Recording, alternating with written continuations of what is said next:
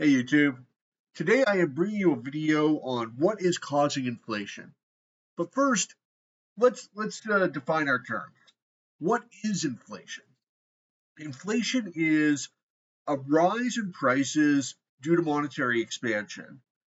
So you can have inflation even if prices don't go up because prices actually naturally go down in the market economy.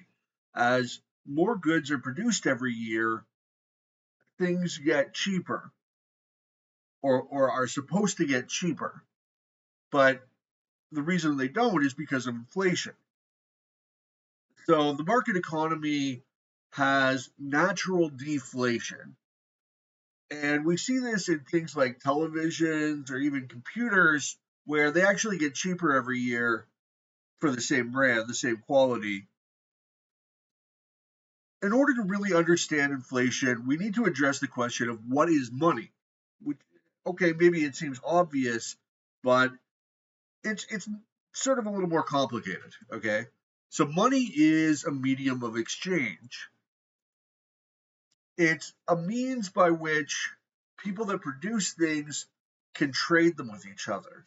So if you were a cobbler and you made shoes, you can use money to trade for food from a farmer or from a grocery store who trades from a farmer. It's a means by which producers can trade. People that produce things can trade the products they produce with each other. That's sort of divorced from our understanding of things. You know, we work jobs, we get paychecks, we got money in the bank. We're not really thinking of it in those terms, but that's fundamentally what's going on. So it helps to understand the origin of money. And the origin of money comes from, well, the first type of trade you're going to have is barter.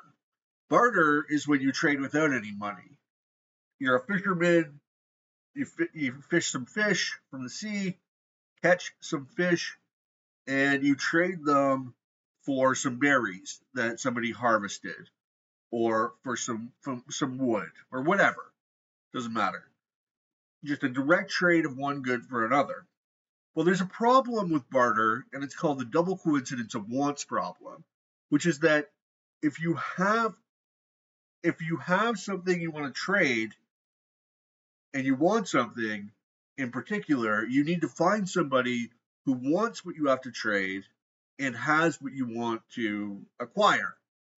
So if you have fish and want shoes, you need to find somebody that has shoes and wants fish.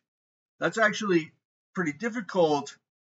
It's much easier if you can just find somebody that wants fish. And so what happens is, in any economy, there's a most commonly desired commodity. And what people start doing is they start bartering their production, their goods, for this commodity, whatever it may be. And then they use that commodity and they trade it to other people for their stuff. So that's the origin of money. And and a lot of things can and have been money historically. Most famous or the strongest choice is gold and silver, and this is because gold and silver have a number of moneyish qualities, such as a high value to weight ratio, malleability, they don't degrade easily, easily divisible, so on and so forth. But different societies have used different things as money. African tribes use cattle. The POW camps use cigarettes, and a lot of things have been used as money. Now, fiat money is what replaced uh, commodity money or the gold standard or gold and silver as money, and it's just paper backed by nothing, backed by the government or whatever. Uh, and this really started coming into steam with colonial America. Before that, it was mostly people were just using like gold coins, silver coins, Spanish dollar. and paper money became a thing in the Americas. I know China had it originally, but Western society anyway didn't really start using fiat money until that time period. Okay, so what causes inflation? What causes, as we said, inflation is a steady rise in prices caused by monetary expansion. So every year you go to the store, prices are going up. You know, they say 2%. Sometimes it's more, and it differs from year to year.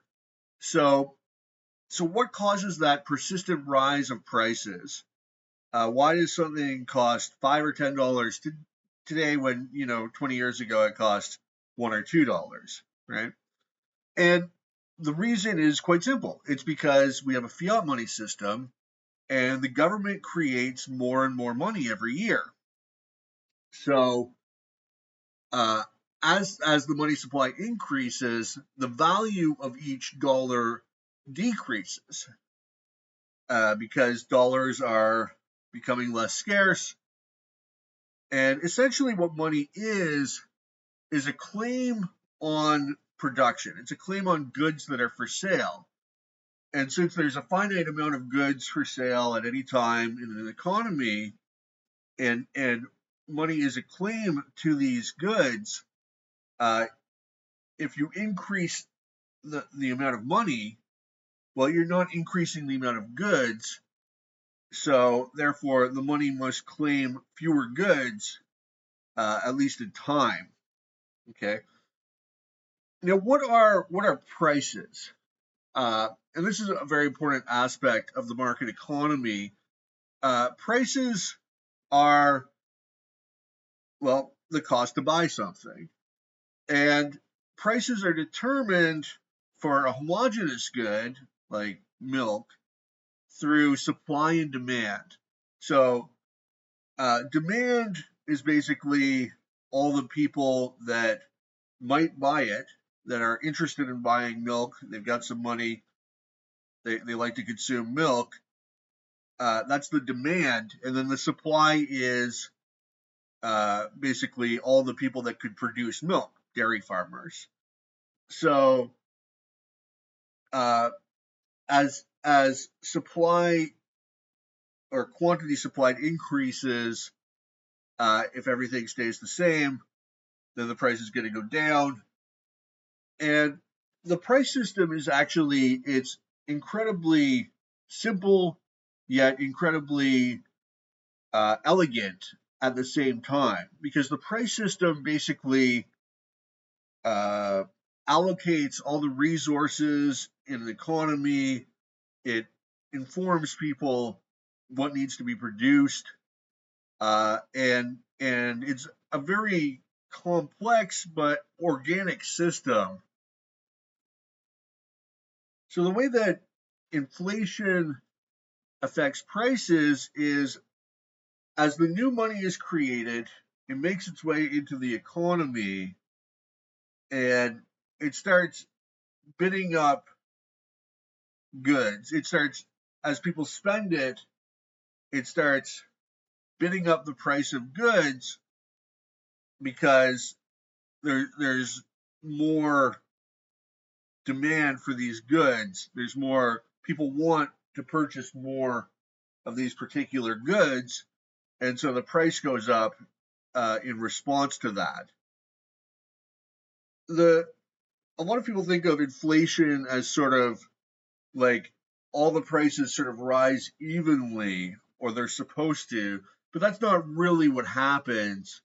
It's a very uneven process, and so uh, everyone has their own inflation rate based on what they're consuming. So it affects different people differently. Okay, so what are the effects of inflation? Well, one thing is it discourages people from saving. When you get some income, you can either consume it or you can save it, right? You can either rush out to the grocery store, buy your groceries, pay your bills, buy some clothes, or you can set it aside for the future.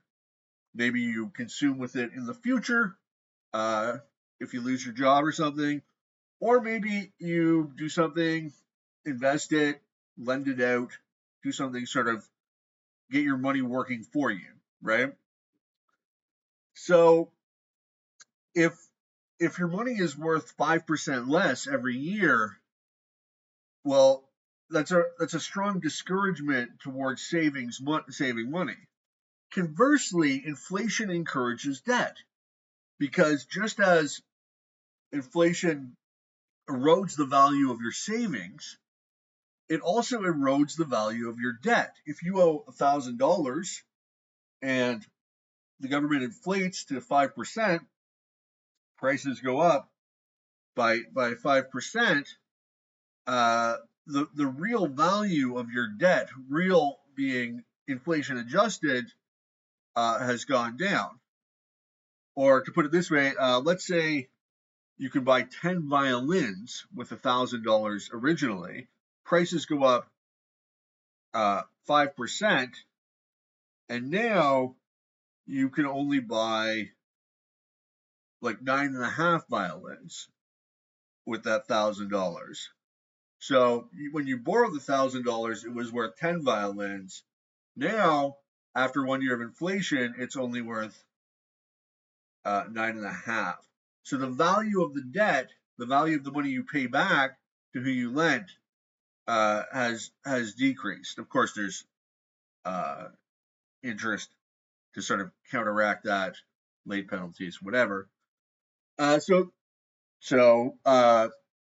it follows that inflation transfers wealth from creditors to debtors. Now, at first glance, this doesn't sound so bad. Poor person gets themselves in a lot of debt. They're struggling. Well, at least the inflation sort of helps out there. But anybody who's dealt with a bank knows that banks do not lend money to people without money. Nor should they, I guess. It's not very prudent. What they do lend money to is people with a lot of assets, rich people, wealthy people, somebody like Donald Trump, right? So, so the people with the most debt are actually the richest people, corporations, large corporations, and of course, the biggest debtor of them all is the government. So, the elite actually benefit from inflation. People say, I hear people saying they benefit from inflation because they have assets, and that's not really true in my opinion,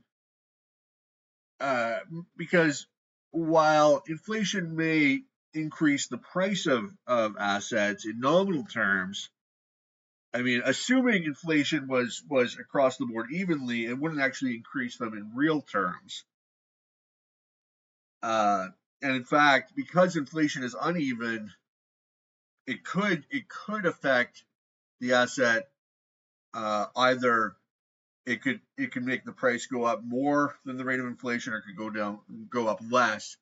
So it could benefit them that way. It could hurt them that way as well. Um, Presumably, in the long run, it's a wash, as the sort of effects tend to even out. But another group that wins because of inflation is the politically connected. That is, people that get to spend the new money first. They get to spend it at its old pre-inflation value before it sort of works its way through the economy and raises prices. Another negative effect of inflation is that it causes the business cycle. It causes recessions.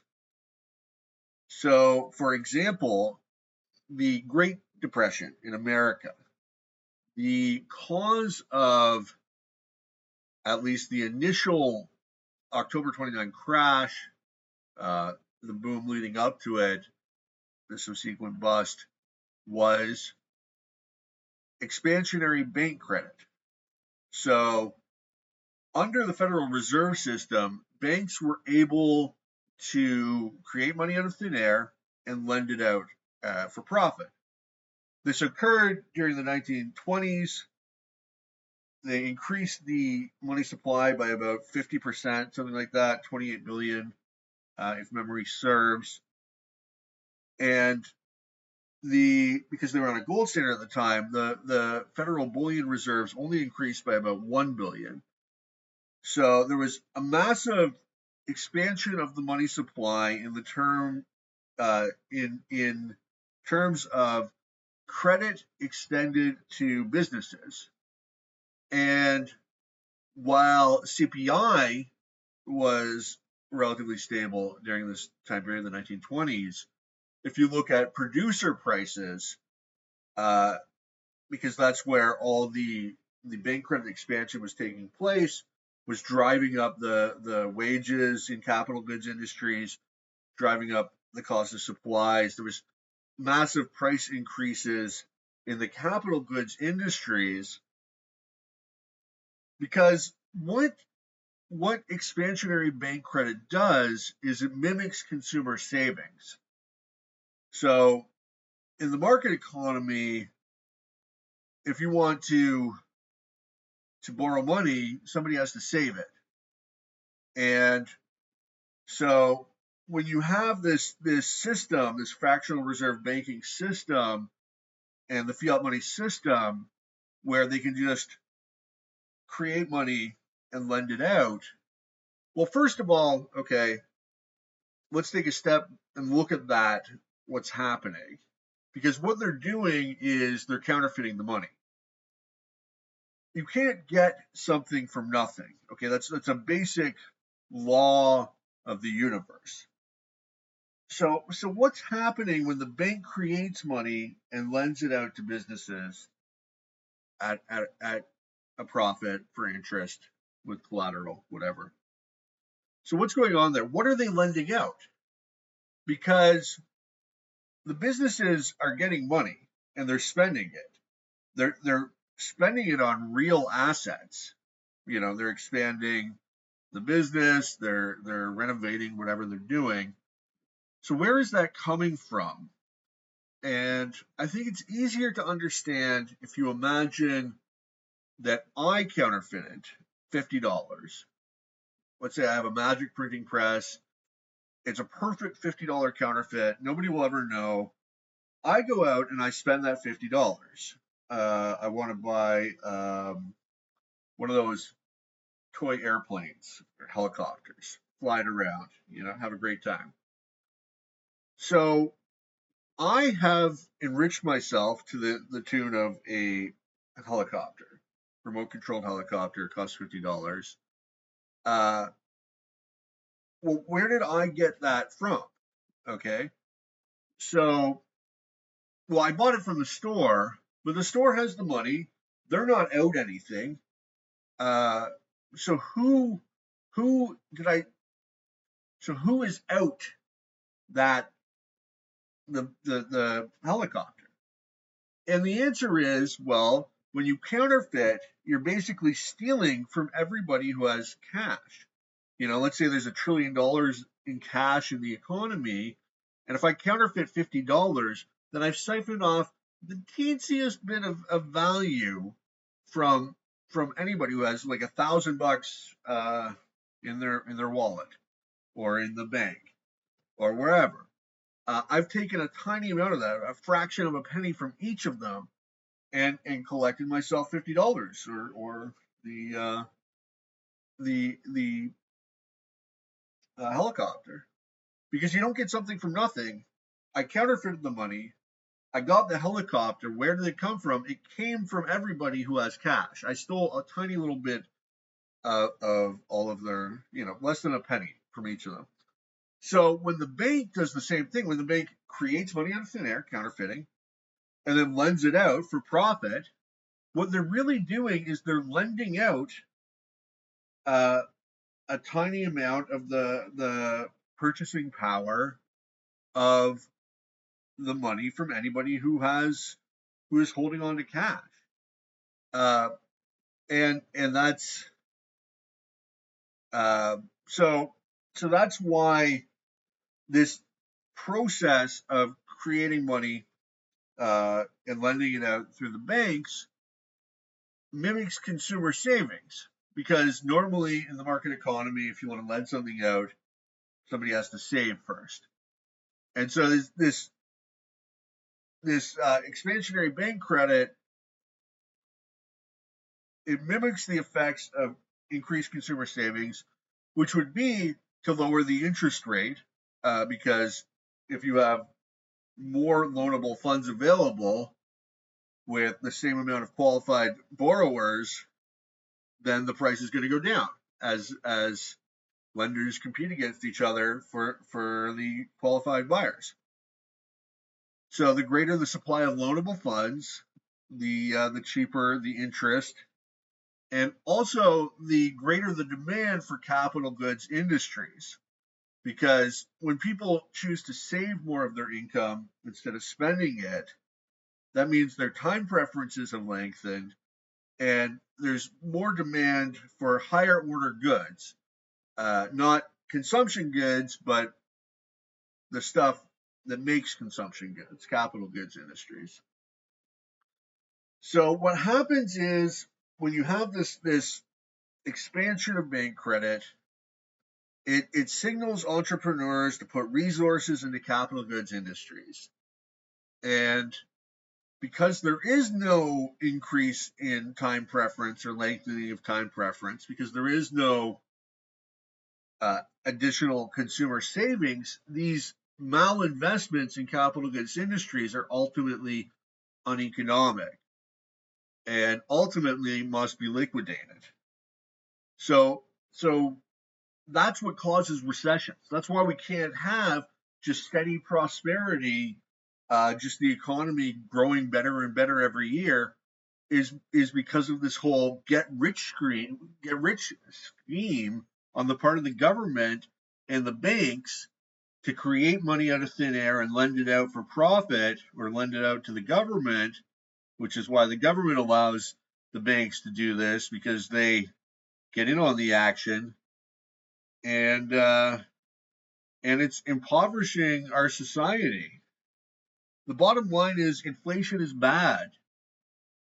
Economists will tell you that you need inflation because the economy is growing, and that's nonsense. That is simply not the case. You do not need to have any inflation. Any amount of money supply is enough, and any amount of inflation is going to have extremely negative effects on the economy. What you really want is sound money. That is a non-expansionary money where there's the same amount of money in the economy every year. That's what leads to real growth, because instead of inflation, you would have modest and healthy deflation, prices falling a few percent every year. People are encouraged to save their money, lend it out to viable forms of industry, invest it, uh, and that's how the economy really grows. That's how you get rapidly rising real wages. And we saw this during the late 19th century, during the Gilded Age, when they had more of a solid, sound money system, and the economy was growing very rapidly, and real wages were increasing at an unprecedented rate. So we really need to put an end to inflation. There's a number of solutions. I mean, they could just keep the money supply stable, even with the fiat money system. That would work. A gold standard, so long as it's like a hard gold standard, and combined with free banking and private bank notes, or the Bitcoin standard would also be a solution. Bitcoin is non-inflationary. Once it's reached the end of its growth, it's not going to grow anymore. That's another viable alternative. Even just having competing currencies, there are a lot of solutions here. There's another really dangerous effect of inflation, actually, that I didn't talk about. Well, inflation encourages government spending, because now the government can finance their deficits by just printing the money, just creating it, having the central bank create it out of thin air and then purchase government bonds, lending the money to the government. And that's actually why central banks were started in the first place, because the sovereign, is going to war a lot and had all these expenses. So they set up a sweetheart deal with the Bank of England, and the rest is history. So, uh, so inflation allows the government to spend more than it takes in taxes, more than it can borrow, and it also promotes militarism and war because waging a war is extremely expensive, and if people had to pay sort of the taxes up front for the war, they would probably get pretty hostile about that.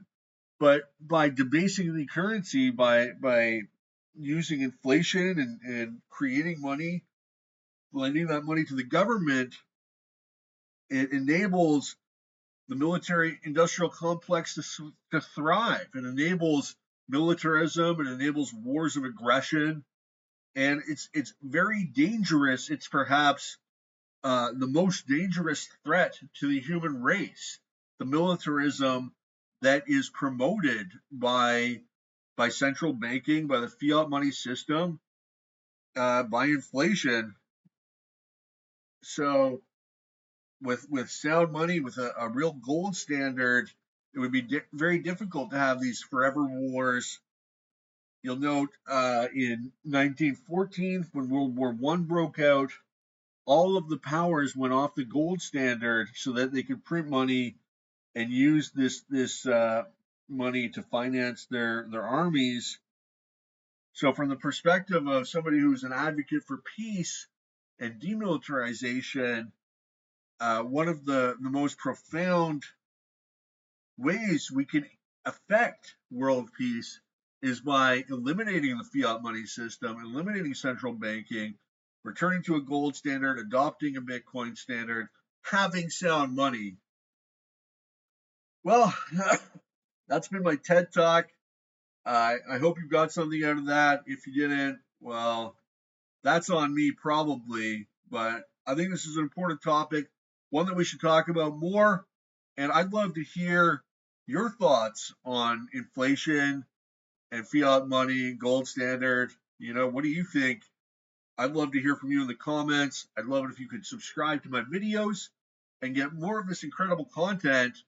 You're not going to find this anywhere else in the world. Just here at Against the State, the best, absolute best YouTube channel if you like to listen to me rant about economics or politics or anything else. Zach out.